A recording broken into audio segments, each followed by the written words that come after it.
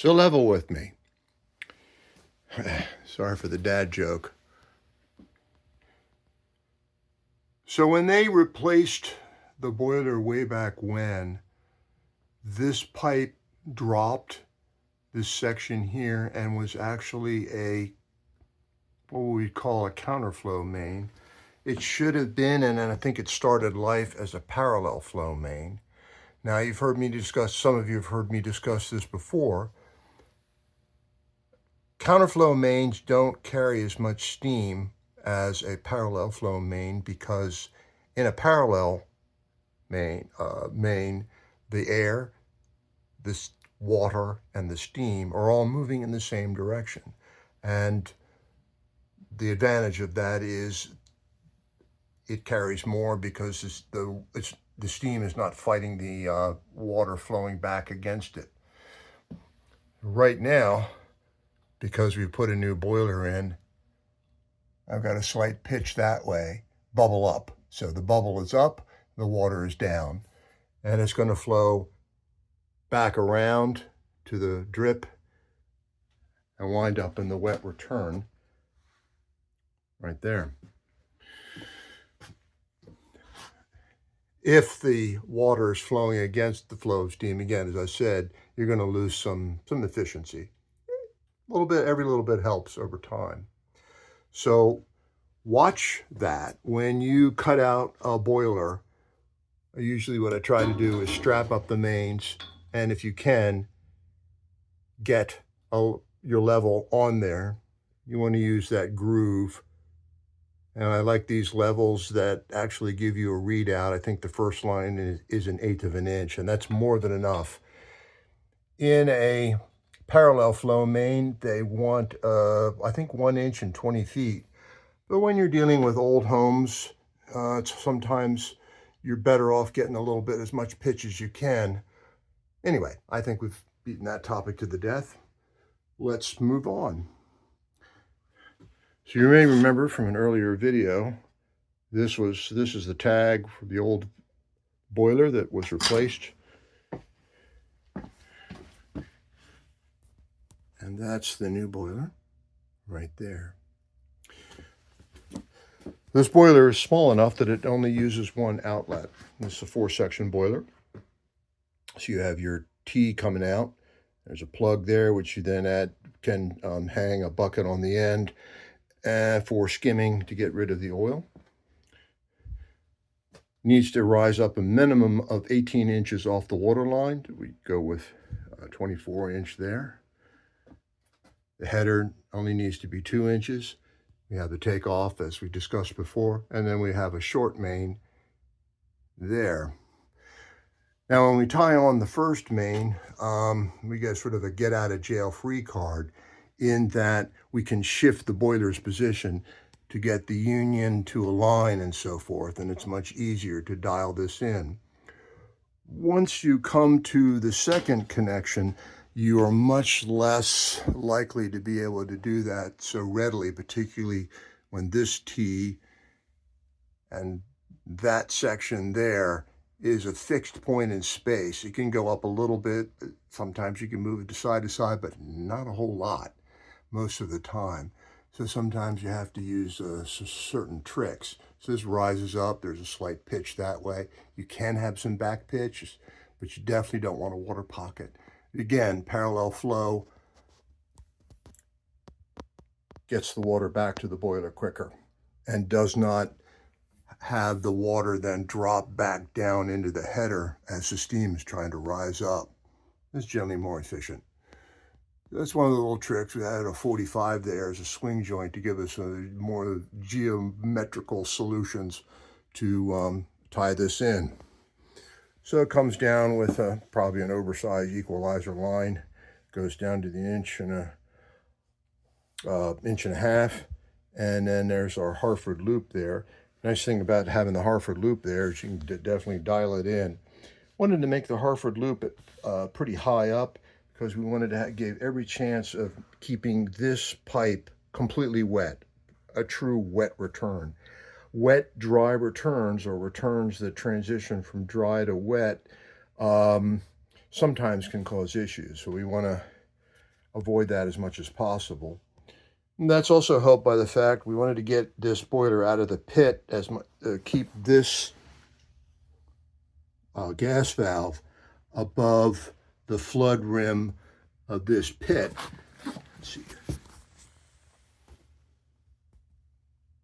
So that if this pit fills with water, you won't trash the gas valve. So we got it up on 2 blocks rather than our usual 1. And that's all to the good, again, keeping the water level high. A win-win for everybody. Let's see. The pressure troll, which is OEM, there's the part number there, arrived as usual, cranked up. We cranked it down and it worked. So good on that. Win for Residio on that one. Power switch there, cycle guard there. The probe is there on these units. I'll put that on later. Ignition module and burners. Get a shot there. As I said, there's the Hartford loop, nice and high. There's our sight glass blowdown. And with the tightened area there, it's really hard to get a bucket in, so you definitely have to have a hose to be able to put our sight glass drain valve on there to make sure. Because these nipples are so long, they tend to collect a lot more sludge and dirt, and so it's very important to keep those clean with the periodic draining. Now with the return, I've got a swing joint there, so I'm going in as in 2-inch. There's my traditional stainless steel nipple. It may work, I don't know. I mean, I'm hoping that prolongs the life of the boiler. We'll see, time will tell. But with this loop-de-loop here, what that does is that allows the expansion of this header. So as this heats, it's going to want to spring out a little bit. And if this went directly in without this swing joint, this would not relieve the stress of that torsional stress. So that could cause an issue for longevity. So with this, hopefully that'll allow for not putting stress on the cast iron. Now, one of the things we had with this boiler was that when we first started, I had all this on here, gas valve, everything ready to start filling, and started filling, and water started pouring out of the bottom of the boiler. And I thought, God, what did I do? What fitting did I not tighten? Long story short, took all of this stuff off, pulled the jacket away, undoing a lot of screws. And what we found was that somebody had forgotten to put this plug here. Now, normally this has insulation covering it, so you don't check that.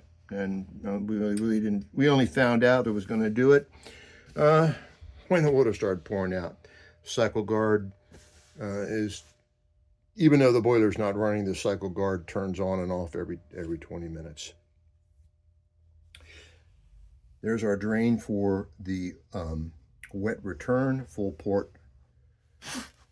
Got a couple of custom nipples there, got a swing joint there to allow for inconsistencies. I think that's the original wet return. The wet returns tend to rot out when they poured the concrete pad to redo this. Just got buried and abandoned. All is well, because my buried wet returns are not good. If I can't see them, they're leaking. There's your barometric regulator there. Pressure relief valve with our quick disconnect union for servicing. Our full port drain. So this is just the width of a bucket. Fits in there nicely. And there is, I suspected these were going to cause trouble, and yeah, they did. There's a leak there, which we're going to have to repair sooner or later, hopefully later. I've got an isolation valve there. I've got a purge valve there.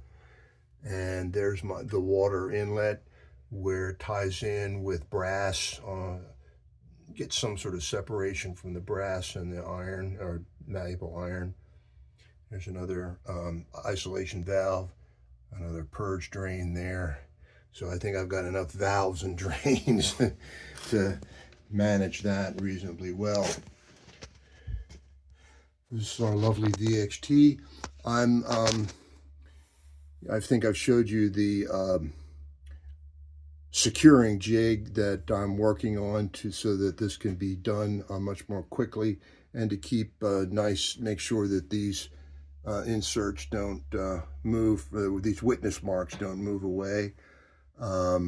This is your manual fill, and you've also got your automatic fill there.